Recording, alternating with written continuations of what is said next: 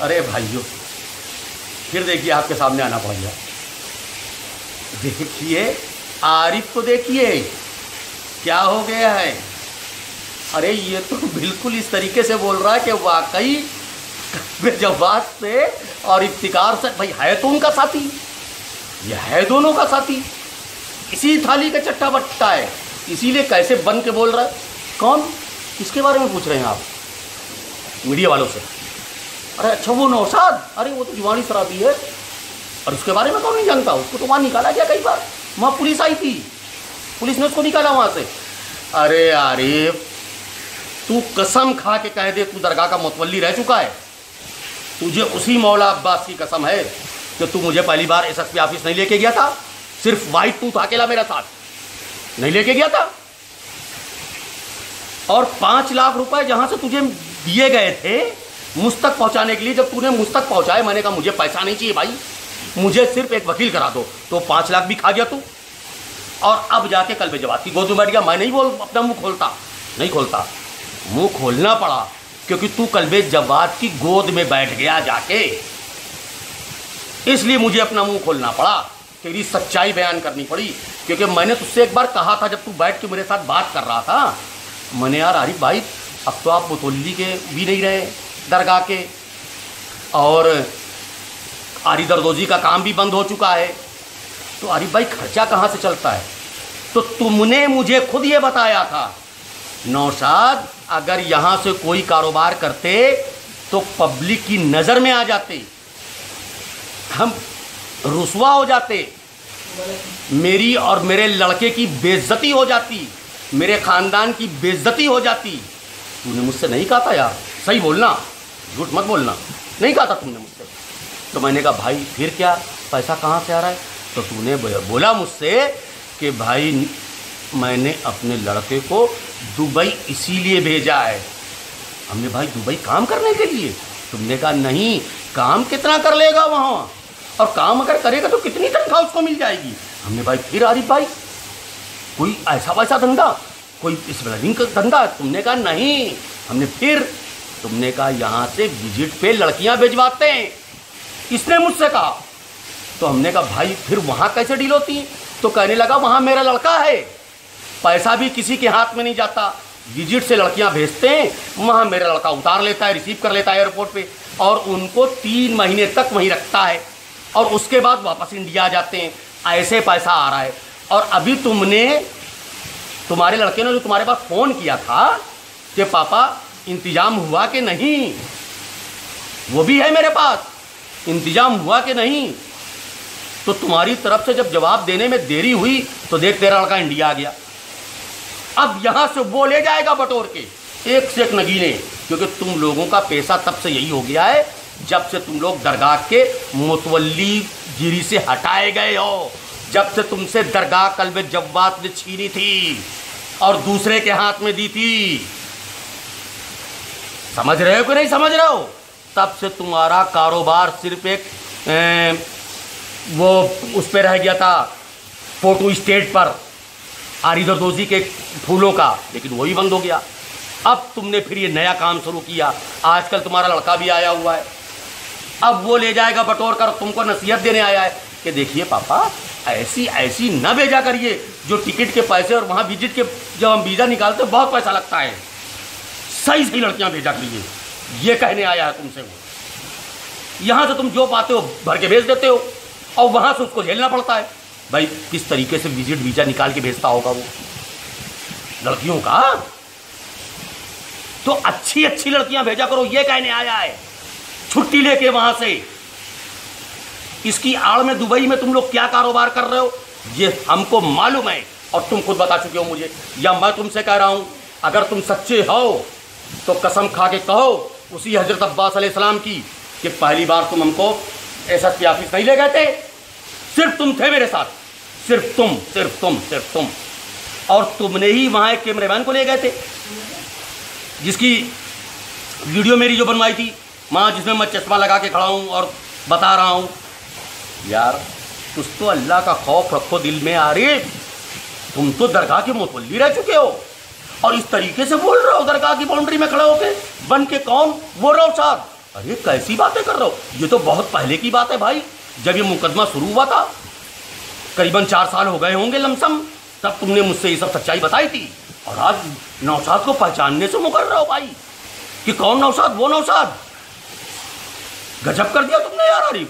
अच्छा हाँ, वो मुगल साहब के इमामबाड़े में एक रहते हैं मार्शल, उनको कसम है वो जलालुल ईमान के वो हैं सेक्रेटरी साहब, नहीं सॉरी सेक्रेटरी नहीं है, साहिब बयाज हैं।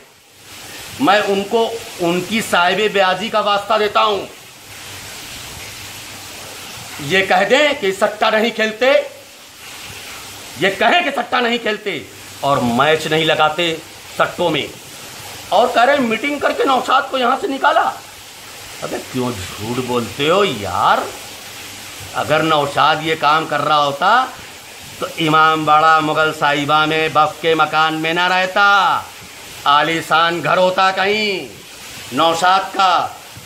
झूठे हो, पाखंडी हो तुम लोग। सट्टा तो तुम खुद खेलते थे, हमसे आके कई बार तुमने पूछा है नौशाद भाई कानपुर में पता करके बताओ क्या रेट चल रहा है, याद है? हाँ, ये भी गवाह खड़े कर दूंगा लाके कि हाँ तू मैच में सट्टा खेलते हो जब आईपीएल चलता है, आईपीएल चलता है तो सट्टा खेलते हो। और एक वो है जो क्या नाम उनका,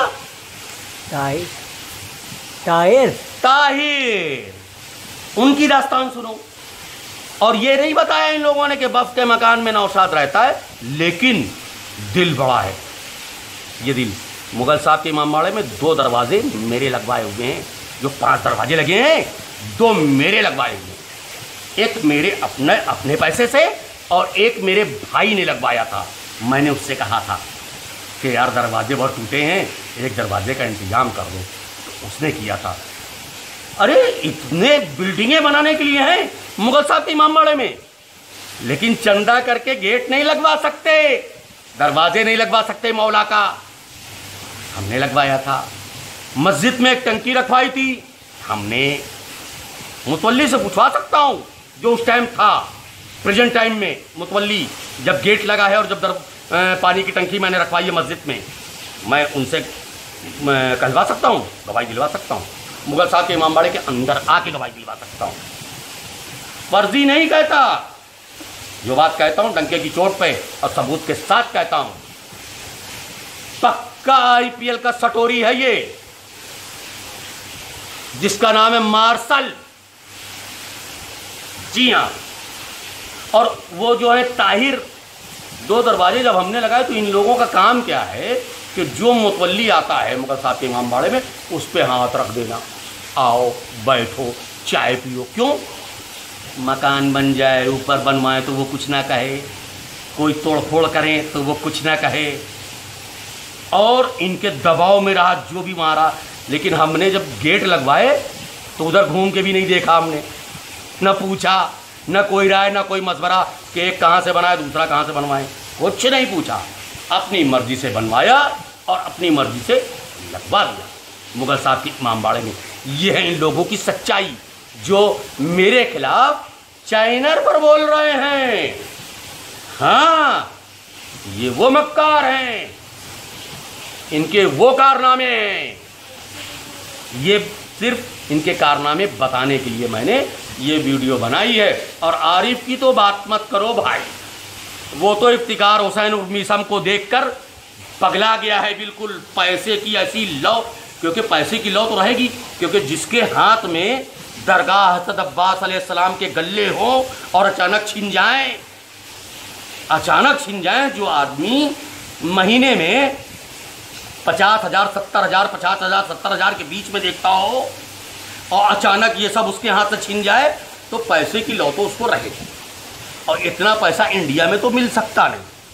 बेहतरीन दुबई से कारोबार उसने शुरू कर दिया, कितना ऊंचा। अब वो लड़का खुद आ गया है यहाँ इनको बताने के, पापा अच्छे अच्छे नहीं है भी, ये क्या बेच देते हो भाई, वहाँ हमको विजिट निकालना पड़ता है और यहाँ से टिकट का पैसा, वहाँ से टिकट का पैसा, वही नहीं निकल पाता। जब सही जाएंगे तो पैसा उसका भी निकल जाएगा, प्रॉफिट हमको भी मिल जाएगा। और ऐसे वैसे जाएंगे तो पता चलेगा के टिकट का और विजिट निकालने का पैसा में ही उनका धंधेबाजी का कारोबार जो था उसी में डूब गया। तो ऐसा काम करो पापा आरिफ साहब कि आपको भी फायदा हो और आपका लड़का दुबई में मेहनत कर रहा है, जो इधर उधर जाके पूछता ही होगा, बेचारा कस्टमर ढूंढता होगा ना, तो उसको भी 4 पैसे का फायदा हो, क्योंकि वो बड़ा हो गया है ना, उसको भी इसकी लौ तो है। क्योंकि तुमने दरगाह के खर्चे गल्लों से इतना खर्चा बढ़ा दिया बच्चों का कि अब बच्चे उस खर्चे के बगैर रह नहीं पाते, उस ऐश और आराम के बगैर रह नहीं पाते। तो वो दोगे कैसे? वो दोगे वहीं से, दुबई से जो पैसा लड़का ये काम करके भेज रहा है उससे। आरिफ साहब, यह है आपकी सच्चाई। जैसे वो 3 साल में 3 करोड़ का आदमी बना बैठा है, इफ्तिखार हुसैन उर्फ मिसम दल्ला लड़कियों का पुख्ता सबूत है मेरे पास, मजबूत सबूत। और अब ये भागने वाला है, भाग जाएगा ये, ना भागे तो कहना, क्योंकि इसको औरतें चप्पल से मारेंगी। क्योंकि मेरी लड़की इसकी भांजी लगती थी, हाँ मेरी लड़की इसकी भांजी लगती थी, उसको किस लाइन पे लगा दिया इसने, इस भड़वे ने। भड़वा तो है, भड़वाई खाने की आदत है, काम तो कभी इसने किया ही नहीं, ये पूरा क्षेत्र जानता है। और 3 साल में 3 करोड़, उसी राह पे आरिफ भी चल पड़ा।